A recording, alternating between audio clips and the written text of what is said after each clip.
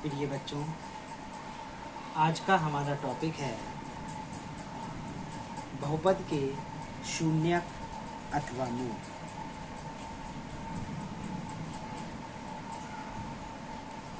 बहुपद के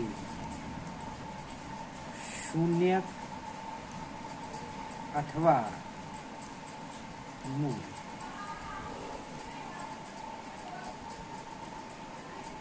क्या होते हैं बहुपद के शून्यक, क्या होते हैं या बहुपद के मूल क्या होते हैं? शून्यक और मूल एक ही बात होती है, अलग अलग नहीं है।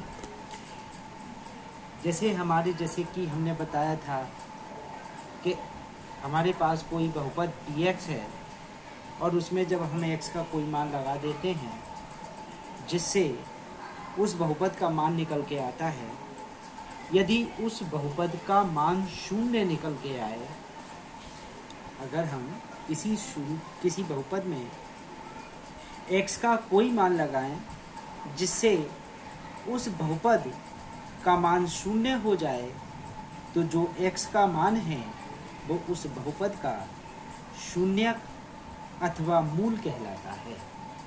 जैसे अगर हमारे पास कोई बहुपद x² - 3x + 2 है और मैं इसमें x बराबर 1 रख दूँ, तो मैं P1 निकालूँगा। 1 का स्क्वायर 3 × 1 + 2, तो 1 - 3 + 2, तो 3 - 3 दोनों कैंसिल हो गए, शून्य आ गया।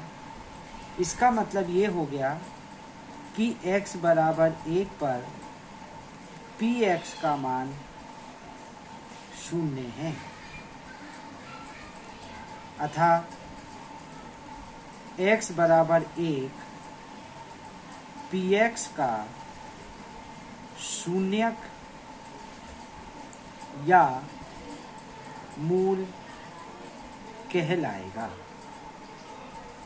इसी प्रकार अगर मैं इस px में x का कोई और मान लगाऊं जिससे ये शून्य हो जाए, जैसे मैं इसमें x बराबर 2 रख देता हूँ। अगर मैं x बराबर 2 रख दूँ तो मुझे P2 मिलेगा, यानी कि 2 का स्क्वायर 3 × 2 + 2, तो ये 4 - 6 + 2, 4 और 2 6, -6 से 6 कैंसिल, 0 आ गया। इसका मतलब ये हो गया कि x बराबर 2 पर px का मान शून्य है, अतः x बराबर 2 px का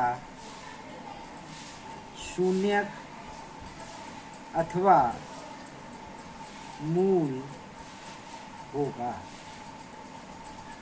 इसका मतलब ये हो गया कि x बराबर 1 रखने पर भी px का मान शून्य आ गया और x बराबर 2 रखने पर भी इस px का मान शून्य आ गया। इसका मतलब इसके दो शून्यक होंगे, एक x बराबर 1 और एक x बराबर 2। ध्यान देने वाली बात यह है कि किसी भी बहुपद की जितनी घात होती है उससे ज़्यादा शून्यक प्राप्त नहीं होते हैं।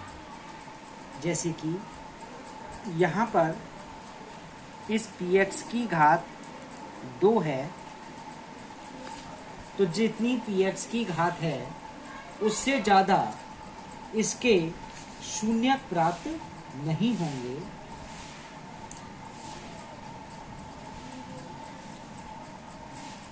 दूसरा, बहुपद px के मूल अथवा शून्य ज्ञात करने के लिए बहुपद समीकरण px बराबर 0 को हल किया जाता है। यानी कि यहाँ तो मैंने x का मान लगा दिया है, लेकिन अगर मुझे x का मान निकालना है और शून्य की वैल्यू निकाल लिए हैं, तो मुझे px का मान शून्य रखकर x का मान ज्ञात करना पड़ेगा। एक अशून्य चर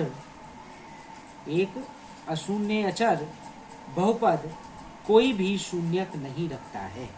यानी कि अगर px का मान 5 हो जाए तो यहाँ पर चर का कोई भी मान निकलकर नहीं आएगा। प्रत्येक वास्तविक संख्या शून्य बहुपद का एक शून्यक होती है। अगर px बराबर 0 है तो x का मान चाहे कुछ भी लगा दें, px का मान 0 ही होगा और वो x के सभी मान इस px के शून्यक कहलाएंगे। तो इस तरीके से हम बहुपद के शून्यक अथवा मूल ज्ञात करते हैं।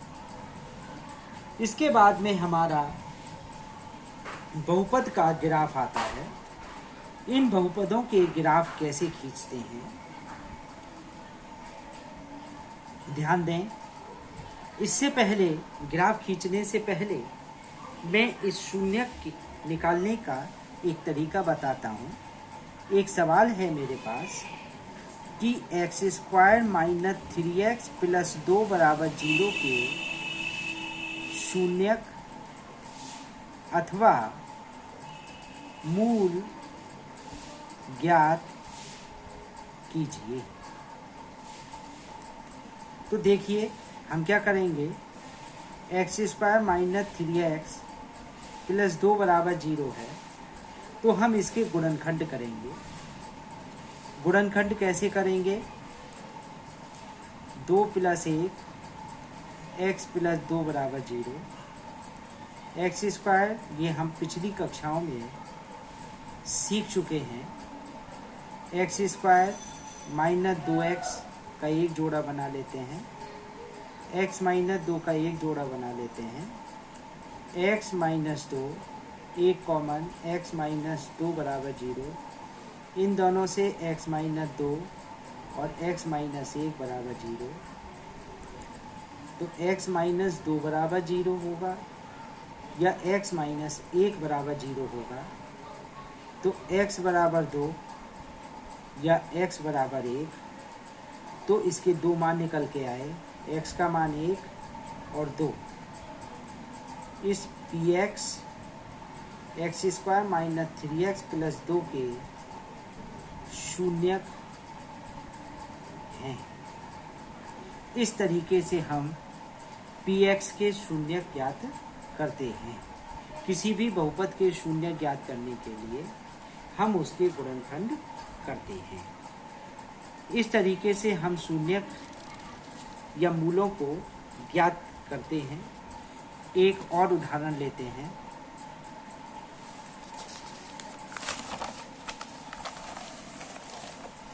देखिएगा, एक उदाहरण के माध्यम से और समझाते हैं। प्रश्न है कि px बराबर x² प्लस 3x प्लस 2 के शून्यक ज्ञात कीजिए। तो हम क्या करते हैं, शून्यक ज्ञात करने के लिए बहुपद को 0 के बराबर रखते हैं। इससे x² प्लस 3x प्लस 2 बराबर 0 आएगा। x² प्लस 2 कम 2, तो 2 प्लस 1 3 हो जाएगा। x² 2x plus x plus 2 बराबर 0, इसकी यहाँ अंदर गुणा कर ली है।